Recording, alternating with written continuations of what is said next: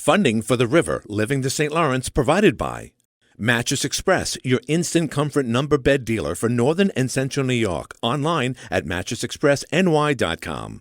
Marble Key Realty, there for you 24/7, serving the unique needs of North Country homeowners. Online at marblekey.com. Big Apple Music, your car audio specialist, who also specialize in custom home theater and business networking. Online at rockedbybigapple.com. Armageddon Arsenal Supply, exercising our Second Amendment rights, located on Route 11 near the Fort Drum main gate. Tremblay's Handyman Services, supporting production of the River, Living the St. Lawrence series. And by Lake Ontario Realty. Serving the region for 18 years, Lake Ontario Realty is once again the volume leader in Northern New York for the 4th straight year. Serving all of Northern New York, including the St. Lawrence River and the Eastern Ontario communities. See them on Facebook and online at lakeontariorealty.com.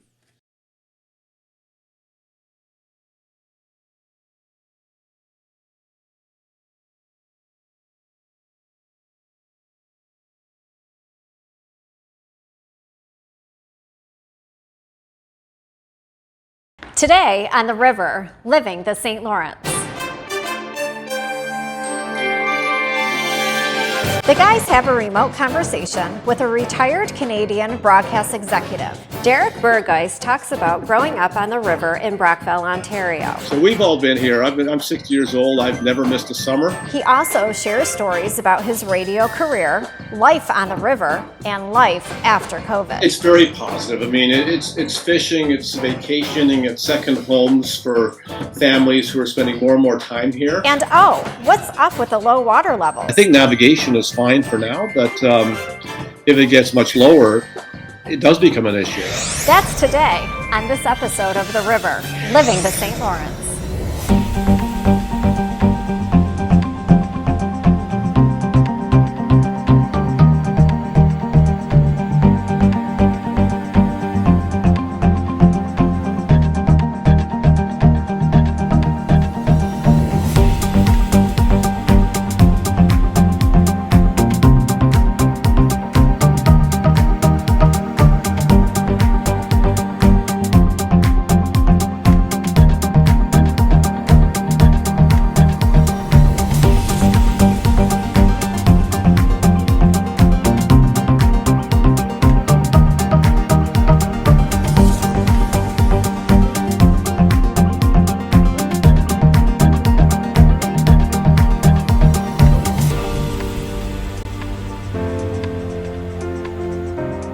Derek Berghuis loves talking about the St. Lawrence. He grew up on the St. Lawrence. His family owns an island on it. Let's join in the conversation. So, first of all, Mr. Berghuis, I'm very happy to have you. I've been talking with Derek for, I dare say, 5 years now.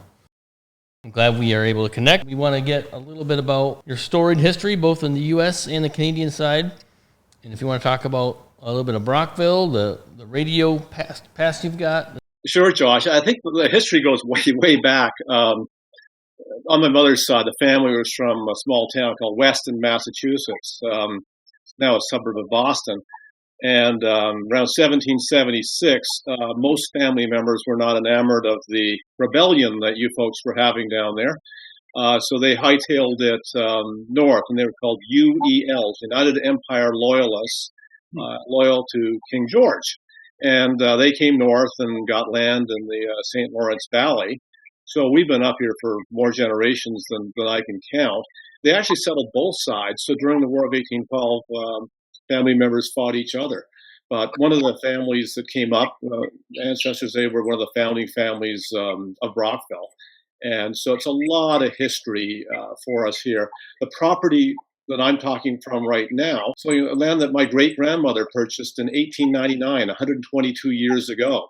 And they were from Montreal at that point. And I often would ask in the family, well, they must have been very wealthy. This is about 2,000 or 3,000 feet of frontage. Well, they weren't wealthy. They were upper middle class. But in 1899, this was like in the middle of the North Pole. It was that remote. There was no 401 highway. There were no cars. But anyway, here we are. I'm fourth generation on the property, and my kids, who are now in their 20s, are the fifth generation. here in the Thousand Islands along the Canadian mainland. So we've all been here. I'm 60 years old. I've never missed a summer, but you learn something new every day. It's the first time I've ever spent a winter here. So I've passed through different parts of the year in the past, but I've never lived here through a winter before, as we did this past winter. Derek, if I could just jump in real quick. Good to meet you, Alex Hammond. Could you just give me, I guess, and possibly Glenn, your story? So as far as, where you grew up mostly and what you did for a career for most of your life.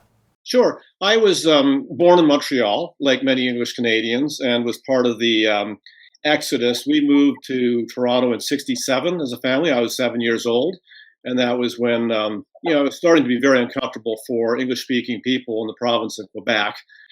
So I was raised really mostly in Toronto, not leaving Montreal at the age of 7. And then I grew up on the water here, and it's just so many fun memories from my high school years and college years, bringing my friends here. A lot of it was, juvenile fun on the river that we all had at a young age.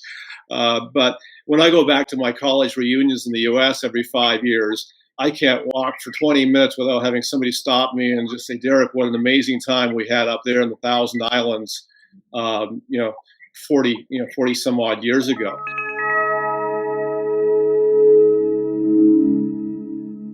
I was in the broadcasting business, did that at college, with the college radio station. Didn't study radio. I was majored in economics, but worked at the college station, and then started my radio career with CFJR Radio in Brockville, Ontario. And Glenn will know what AM radio stations were like back then. This is a Class 4 1,000 watt AM station, Radio 145, Seaway Valley, with 1,000 watts that sound like a million. And I did not write that liner. A lot of people would go through these small radio stations and start their careers. I was there for 2 summers. I was doing some on-air work at night from 6 till midnight, but mostly I was doing sales, radio ad sales. And then I went on after college to work at the Wall Street Journal in New York, helped them launch a radio network, and then on to business school after that. And then I was 8 years at ABC Radio in New York before moving back to Toronto in '95 and helping build Canada's first all-news radio station. Wow. 80 News. I was the VPGM of that station. It was a tiny station when we turned off the music and turned on the all news. And I was told that all news will never work in Canada. Derek, it's an American format. City or Chicago format. It's not going to work here. Well, we would become the #1 station in Canada at about, it took about 10 years to get there. It still is the #1 billing radio station in Canada. I also managed the sports station and eventually sales for the 54 station chain. I was Rogers Broadcasting in Toronto, and I'm happily retired now and able to spend more time on the St. Lawrence. But I do drive by CFJR Radio in Brockville all the time, where I started. And I was talking earlier with Glenn about some of the people who went through that radio station, and I would see them in different places in Toronto and New York, and they would all ask about what's happening on the river, what's happening down at Blockhouse Island. There's a certain restaurant still in Brockville, and one was Peter Jennings, and I knew him a little bit. I was at ABC Radio, and he did some work on the radio for us. He was spending most of his time on World News Tonight, and I would bring our affiliates over to meet him. When we had the affiliated stations from across the country coming into New York, it would be a kind of a highlight for them to go over to the World News Tonight set and meet Peter Jennings. And one of my friends from Brockville he's a retired lawyer now, but he was the overnight guy on CFJR Radio, and he really wanted to meet Peter Jennings. So over we went, and Jennings couldn't have been nicer. And before the broadcast, every break, he would turn around in his swivel chair and pepper my friend with questions about Brockville and the river. And it was back, I think, 2001. CFJR Radio celebrated its 75th anniversary. And I was in Toronto at 680 News at the time. I had a call from the program director down here saying, Derek, do you think we could get Peter Jennings to do a little birthday greeting for us? And I said, well, let me send him a note. And I got a note back instantly from Jennings saying, Derek, you tell me what they want. I'll do anything. And he spent a whole hour on the radio with Brockville just talking about, the river and his memories of his 2 years in this town when he started his career. So it's just a lot of us started here, but for me, it's not just about a career. It's a land that, you know, we're all born around here and raised on the river, and kind of consider ourselves river rats. We expanded. I got to know Josh a little bit through our island on the U.S. side, and that was just something that's my generation. And there happened to be an island for sale, and I guess I was in my mid-20s to late 20s, and it's American Island. It's St. Lawrence County, New York. It's about 25 feet into St. Lawrence County.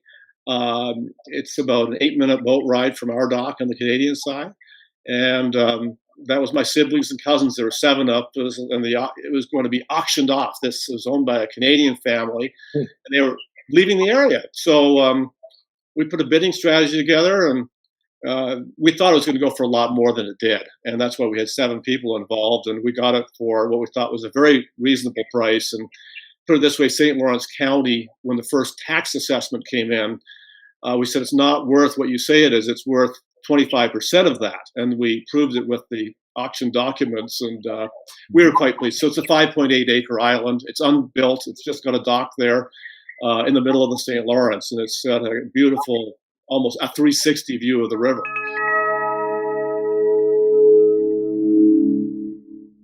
Derek, I have a question, and it's funny. I did a project for the village of Cape Vincent about maybe 15, 16 years ago, and we were talking about Kingston. It's a 400-plus-year-old city. It's an incredible place. It's like going to Europe, except you're not crossing the pond. Would you say that Kingston, Gananoque, for that matter, the Thousand Islands and the river itself, is the Miami to Canada, like Miami is to America, because it's the southernmost part? Yeah, I don't think so, because it's a vacation area that most of my friends in Toronto know very, very little about Thousand Islands.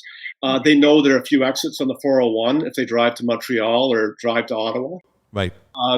It's a cottage area. Most Torontonians have their cottages. We use the term cottage. I think Americans use the term camp.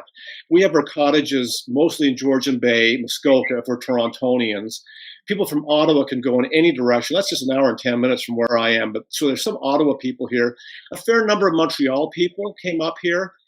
The Miami, the warmest spot in Toronto, in Canada, is actually Victoria, British Columbia. So quite a few people I know would retire in Victoria, BC, just because of climate out there if they want to stay in Canada. It's unfortunate that people from the largest city, Toronto, aren't familiar with that. And why is that the case, Derek? Distance. If there's no traffic to our cottage, it's 3 hours and 15 minutes. And to a lot of cottage areas, Torontonians can get there in sort of 2 to 2.5 hours, not 3.5. It could be, if there's traffic, it could be 4 hours to get down to Brockville from Toronto. So it's really, it's proximity more than anything else. I do think it's starting to change. In the past 3 years, property values have absolutely zoomed here on the Canadian side. And for many years, it was just flat, flat, flat, whereas the property prices north of Toronto skyrocketed with Toronto prices. Just got so expensive, poor old grandmothers were knocked out of their houses because they couldn't pay the property taxes. And we were fortunate, our land values did not go up. But I think it's finally being discovered. There are quite a few Toronto people moving here, retiring in Toronto. And to pay up here, it means nothing to them if they're selling their house in central Toronto for anywhere from $3 to $7 million. Wow. Houses in central Toronto go for now. And if you bought your house 25 years ago for $700,000 and you're now selling it for $7 million, so you overpay in Brockville or Gananoque, whoop-de-doo. I mean, they don't. So prices are just soaring on this side of the river right now, and it's because of people from Toronto. But that is a very recent, this last 2-3 years that's been happening, and the pandemic has turbocharged that. No doubt, guys. We've seen the same thing here. I mean, we were talking about it in the previous show, and that there is, I hate to say this, guys, a silver lining, if you will, because people living in the New York City area, Philadelphia, Rochester for that matter, and they look at quality waterfront property and they realize I can get that for less than $500,000, unsight unseen, I'll buy it. So we've seen the same thing on this side of the border of the river as well, Derek. No doubt, because everybody's working remotely. So it certainly adds to the local economy just to have people remote working and even just spending time here. It's Brockville's not the strongest economy. I think it's stronger than the U.S. side because it's on the 401 corridor between Toronto and Montreal. So I think by definition, there's just more industry here, but it's still not exactly, small town Ontario is not exactly, Toronto drives the Ontario economy. Yes. Not the smaller towns. Abu Garcia declared about 3-4 months ago in March, they said St. Lawrence and Eastern Lake Ontario, the best fishing in the country. I did read that because I like to read the newspapers on the other side of the river just to know what's going on both sides. And believe me, we do know about it because at 6 a.m. on Saturday mornings, we hear I think the boats come out of either Waddington or Messina or Ogdensburg, and they have to get their fishing spots, and they go racing up the Canadian Channel. And I think they have to fish on the U.S. side, but they move very fast up upriver at 6 a.m. Some time ago, and Derek, you can reflect on this, we had what was called the goby fish. We had other invasive species like the zebra mussels, the cormorants. Again, all these things, and Josh can attest to this, they came over by way of ships from other countries like Russia and China. And 25 years ago, guys, that was, that was a big threat to the fishing industry. So, what's going to happen here? 25 years later, the fish are bigger, the water's cleaner, and it looks like we're going to have more fishing than ever before, guys. I think that's right. And it's kind of through the cormorants that we met, Josh, on the U.S. side. The Americans were a little concerned with what was happening to our island, and we knew that we had a cormorant problem there, and had a call from New York State Wildlife saying, we could help you with the issue. And we were able to get a depredation permit. And then, of course, with the shooting on the island, a Canadian cottager called 911 and said, they're shooting on American Island. It's not hunting season. Go check it out. And they said, well, it's the U.S. side. So, of course, the U.S. Border Patrol comes racing out to the island. And our guy from Ogdensburg is a former U.S. Navy guy and ornery river guide. He's a fishing guide. And the Border Patrol, as I understand the story, it comes on the island and says, we have reports of gunfire on the island, sir. And our guy Bob says, well, that's what happens when you have guns. Yes. And then the Border Patrol officers say, could we use this island for a little surveillance from time to time? And then we kind of connected with Border Patrol at that time. But the cormorants were kind of an introduction to the New York State Wildlife and then effectively U.S. Border Patrol. Just how it worked out. So there's a lot of fishing right around American Island. Well, Derek, do you miss the broadcasting business? I have to ask you that. I absolutely do. I love the day-to-day of my years at ABC and building a little all-news station in Toronto that would eventually be the highest cuming station, and I'd get in huge fights, Glenn, with my bosses at times because I would write some of the liners, and one of my favorites was just before the top of the hour. Thank you for making 680 News Canada's #1 radio station. 680 News Time, 12 noon. And my boss would come to me, and he's the head of the FMs, and you can't say that. You're not #1. What makes you think you're #1? Our FM is #1 in share, and we had the highest revenue. I said, well, how do you say #1? I mean, isn't #1 money, or is it? So we had a great time. I had great colleagues, and I really enjoyed visiting some of the small towns across Canada as well, because in my role heading up sales, I got to see some parts of the country like Lethbridge, Alberta, and Brandon, British Columbia, places I would never ever get a chance to see. And sometimes we lament sort of where things have gone, but it's still a lot of people listen to radio. It's probably been the strongest of all the traditional media. Nothing like local radio, and especially when something goes wrong. And in Brockville, it was the ice storm back in, I think, about 20 years ago, that you would have had that in upstate New York as well. And I know Bruce Wiley, who still does a local show in Brockville on CFJR, it's now JR 104.9, the highest award from the Canadian Association of Broadcasters for his coverage of that giant ice storm that hit this part of the world many years ago. Went from Rochester right up to Montreal, and Montreal got hit probably worse than everybody. Derek, I just remember the power lines that went down from all the weight of the ice back in January of that year.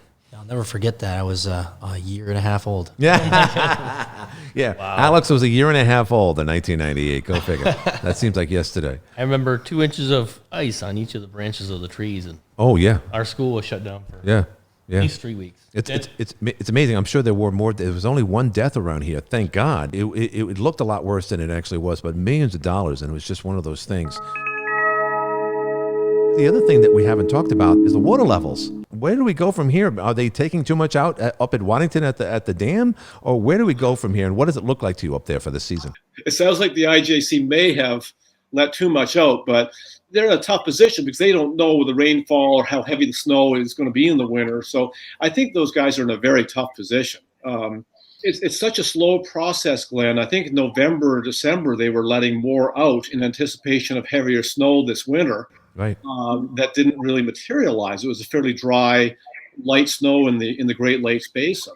So it is a huge problem now. Now I can still get my sea-doos out, but we had one over at the island 3 weeks ago, and it's even sea-doos don't draw much water, but the water is so shallow there. I've hit shoals before, and I'm always embarrassed because at 60 years of age, I should know every darn shoal in this part of the St. Lawrence River. I worry that if it gets lower, we'll be high and dry. We won't be able to get boats into our lifts. Does that affect the channel? Does that affect the seaway as far as the large ships are concerned, the pilots, when it gets that low? It does, in the sense that they have to carry lighter loads if the water gets too low. And they can't just sort of close it up down at Iroquois Locks or where the dam is because they got to feed enough water into Montreal to keep Montreal Harbor open. So you got all these different interest groups who, the fishermen, the boaters, the tourists, the Port of Montreal, navigation, and it's a real mess. Just like when we had too much water, you just open the floodgates, let it all out. Well, that would put Montreal underwater. Right, exactly. You're trading off sort of the south side of Lake Ontario and all the people from Rochester up to sort of Watertown on the lake there, trading off their interests versus the Montreal Harbor and the people downstream.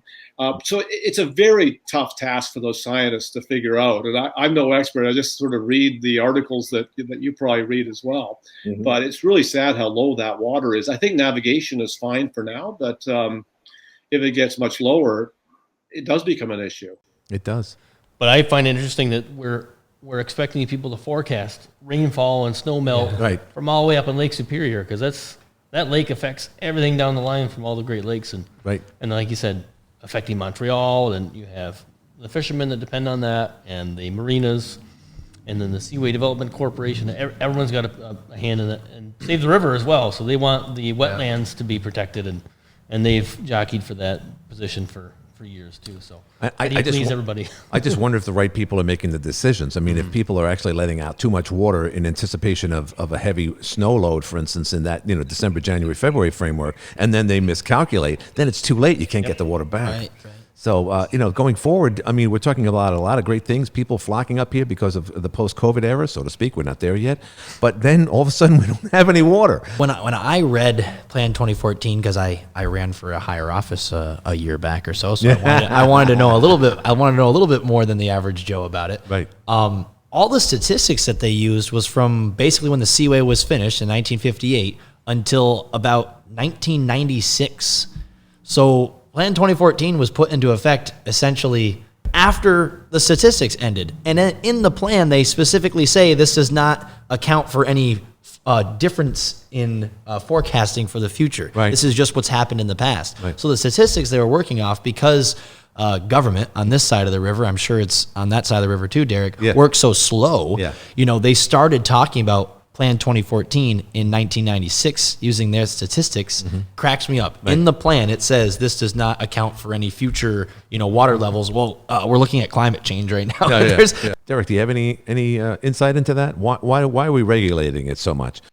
I don't know what the real reason is. I think it's just to balance all the interests who are upstream of where they can, upstream and downstream from where they regulate that water.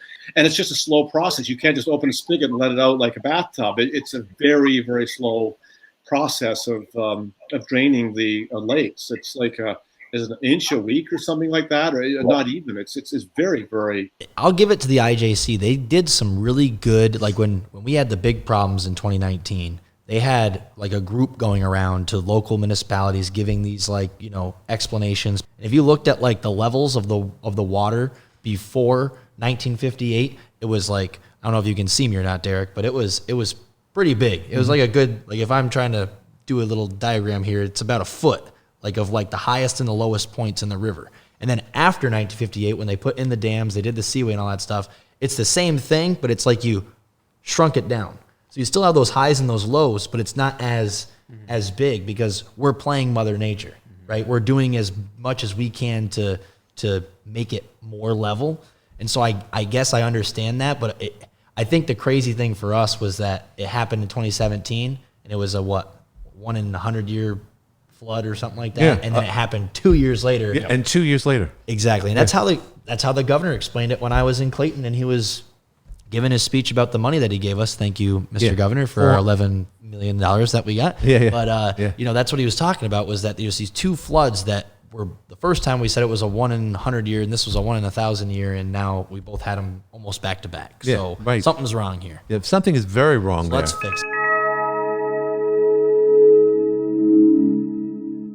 Well, Derek, I tell you, this has been great. What can you share with us as a closing comment about the future of the river? I mean, I know obviously the struggle is to keep the water levels high, but now that the fishing is bigger and better and recognized nationally, or for that matter internationally, more tournaments, and what is the future of the river on both sides of the border, in your opinion, Derek? I think it's very positive. I mean, it's fishing, it's vacationing, it's second homes for families who are spending more and more time here in the new environment where they can work remotely. I mean, to Alex's point in the last podcast of brain gain, because normally we talk about brain drain, and in these communities, both sides of the river over the years.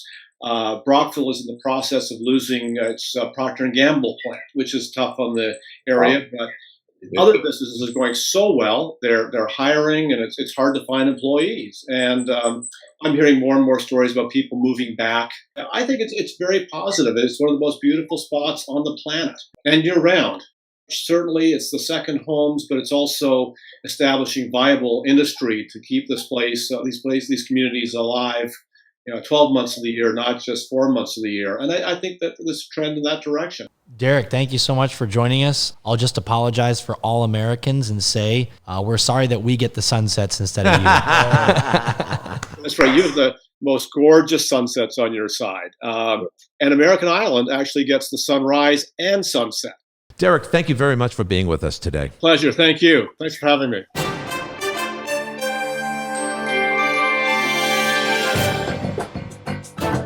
We want to thank Derek for taking the time to share his stories about the St. Lawrence River.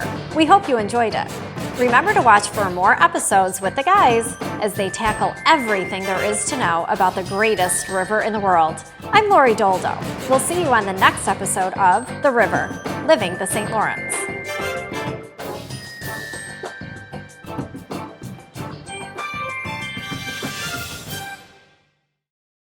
Thank you to our sponsors, Mattress Express, Marble Key Realty, Big Apple Music, Armageddon Arsenal Supply, Tremblay Handyman Services, and Lake Ontario Realty. Serving the region for 18 years, Lake Ontario Realty is once again the volume leader in Northern New York for the 4th straight year. They worked hard to be number one, serving all of Northern New York, including the St. Lawrence River and the Eastern Ontario communities. See them on Facebook and online at lakeontariorealty.com.